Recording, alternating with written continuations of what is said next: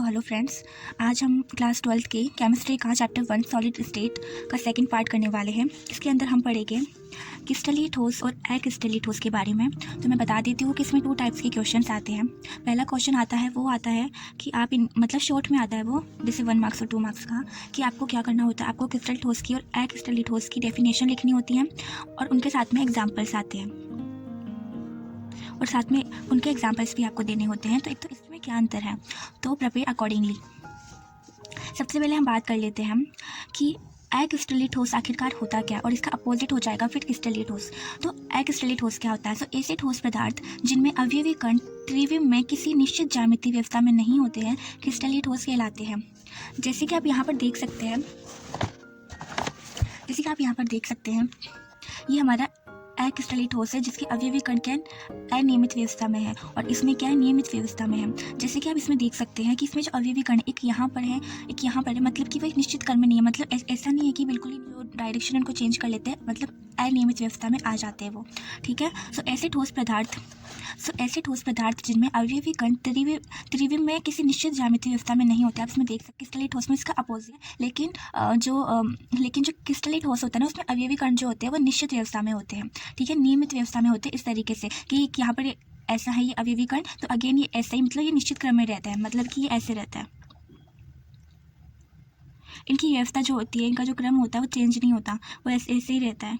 जबकि अक्रिस्टलीय ठोस में क्या रहती है, ये इनका इस तरीके से रहता है, ये निश्चित क्रम में नहीं रहता। ये थोड़ी दूरी तक तो निश्चित क्रम में रहता है, पर उसके बाद में ये वापस से अनियमित व्यवस्था में आ जाता है, ठीक है।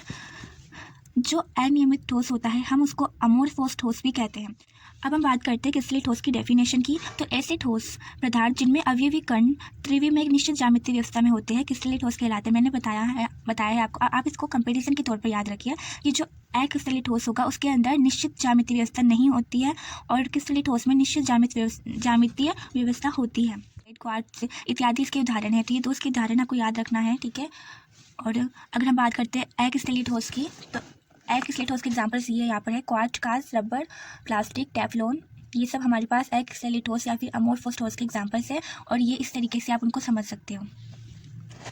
उसमें अगर डिफरेंस करते हैं तो पहला हमारे पास डिफरेंस आता है इनकी शेप कैसी होती है, इनका आकार कैसा होता है। तो मैंने बताया कि क्रिस्टलीय ठोस में जो ज्यामिति होती है वो निश्चित ज्यामिति, उसमें निश्चित ज्यामिति नहीं होती है, ठीक है। अनियमित व्यवस्था होती है, इसमें नियमित व्यवस्था होती है, ठीक है। मतलब इसकी ज्यामिति तो कैसी होती है, निश्चित होती है, और इसकी ज्यामिति निश्चित नहीं होती है। व्यवस्था का क्रम तो एक निश्चित क्रम में व्यवस्थित होते हैं। मैंने आपको बताया था कि जो क्रिस्टलीय ठोस होते हैं वो इस तरीके से प्रेजेंट होते हैं, ठीक है, एक ही क्रम में रहते हैं, निश्चित क्रम में रहते हैं।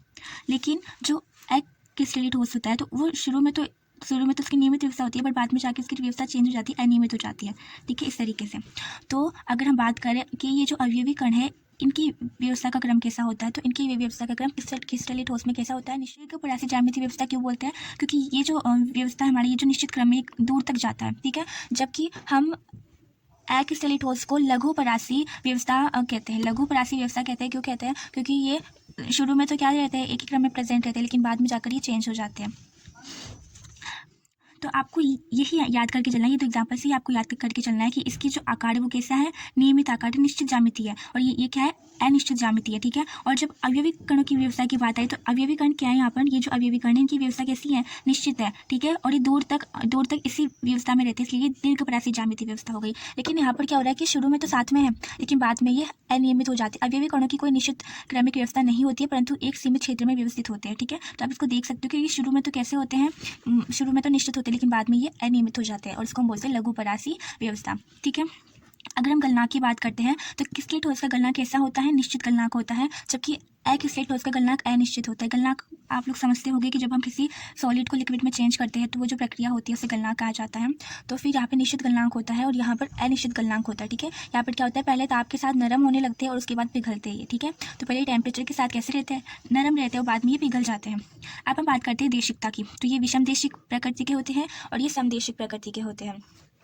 ये विषमदेशिकता इनका एक गुण होता है और इसकी डेफिनेशन मैं आपको बाद में बताऊंगी, ये भी इंपॉर्टेंट है कि विषमदेशिकता क्या होती है और समदेशिकता क्या होती है, तो मैं इनसे रिलेटेड बाद में आपको क्वेश्चन। तो क्रिस्टल ठोस जो होते हैं वो वास्तविक होते हैं और अक्रिस्टल ठोस जो होते हैं वो कैसे होते हैं, आभासी होते हैं, ठीक है। क्रिस्टल ठोस वास्तविक होता है और अक्रिस्टलीय ठोस आभासी ठोस होता है, ठीक है। और यहाँ पर एक और चीज़ दे रखी है, अतिशीतल द्रव्य दे रखा है यहाँ पर, तो इसके बारे में भी मैं आपको बात नहीं बताऊंगी, इनका एक लेक्चर बनाऊंगी मैं अलग से, तीसरा लेक्चर इन्हीं के ऊपर डिपेंड होगा, तो आप वहाँ पर इसको ज़रूर समझ लेना। उसके बाद में आते हैं इनके एग्जाम्पल्स क्या क्या होते हैं। तो जो क्रिस्टल ठोस होता है उसके एग्जाम्पल्स होते हैं सोडियम क्लोराइड, आप एग्जाम्पल्स देखा है, और लगभग सभी धातुओं के एलिमेंट इसमें आते हैं।